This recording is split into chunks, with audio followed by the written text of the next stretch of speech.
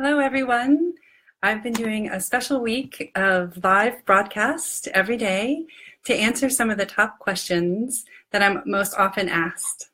A question came in last night that I thought would fit really well into Wellness Wednesday, and it reads, came in after the question or after a brief description on one of my lives about the functional medicine approach to chronic conditions. And it reads as such. I'm going to look at the screen. Okay. I do wonder how one goes about getting help.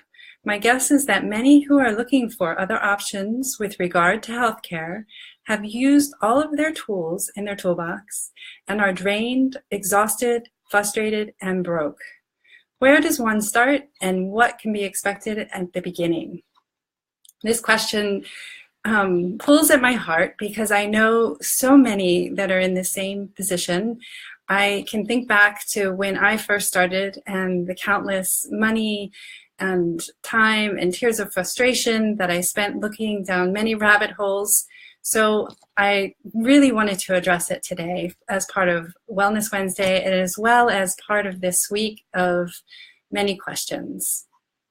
Okay. I'm Rachel Romaine, Present Day Wellness owner, where we empower individuals to become their own best healthcare provider. So I thought I'd break down this question into 3 parts to help it be answered more fully and succinctly. The first part being how to get help, the second being where to begin, and the third being what to expect. Because it's a very valid question, especially with very limited funds or no funds at all, with very limited energy or little energy to expend, and often feeling frustrated. The first part, how to get help or where to get help, and the last part, what to expect, I'll do tomorrow and the next day. So today is primarily focusing on where to begin. So today, as you focus on where to begin, I'll tell a little story, and hopefully that'll invite you to notice how I worked with someone and what step was missed by many professionals before she actually came to me. It's a step that we take whether we're doing a yoga or meditation practice. It's the step that we take whether we're doing ecological design, and it's also a step that we take through the functional medicine approach. And this is the step. We need to notice and assess what's happening. And the story goes as this. She came to me because she was experiencing irritable bowel. She had been to doctors. She had quit all kinds of foods, and even eliminated sugar, done so many things with her food and nutrition, and again ruled out all kinds of severe conditions. So she knew that something was going on with her life, but she couldn't find out why. So after the initial intake, the first thing that I noticed is no one had done an adequate food journal. No one had taken the time to show her we really need to observe and assess what's going in. We can't just keep adding in or taking away foods. We need to see what's happening first. So within a month's time, she realized some of the foods that were causing her to the distress. And the remaining time that we worked together, she never had another episode after she pinpointed that one food that was really causing her a problem.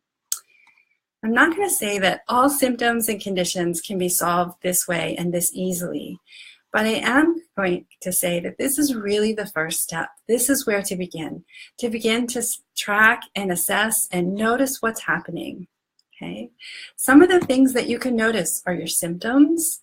Some of the things that you can track or are the foods that you take in, is the movement that you do, the exercise, the sleep, how you sleep, and when you sleep, and how you feel when you wake up in the morning, when you have certain moods or changes in the day, anything that you really recognize as impactful in your life and also possibly contributing to the symptomology.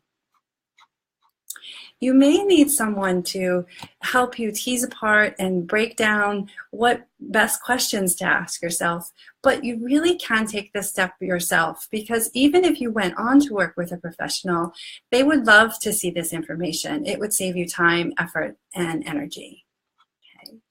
And then the last point I'd like to make is that you really can do this in a creative way. So I know it's frustrating, I know it's challenging, I've been there myself, and I know other people have been there, and I really want to give you some hope that it can be creative and joyful even while you're trying to work through something very difficult. So I've seen Post-it notes all posted all around. I've seen photo journals. Some of them are really beautiful. You can see, wow, there's a wide variety of foods. Some of them you see that, wow, I eat the same foods every day. So, which isn't bad, but just to notice. And then other things, people have drawn what they felt. Someone woke up one morning each time that we worked, and each time after we worked, and drew whatever came to her mind, and then we talked about it the next week. So there's really a lot of creative ways to get the tracking down and to do it efficiently and with joy. So if you found anything of interest in today's video, please let me know in the comments. If you're still questioning or wondering something, please let me know if I'm unclear in any way. If you know of someone that you think could benefit from this information, please don't hesitate to share the video.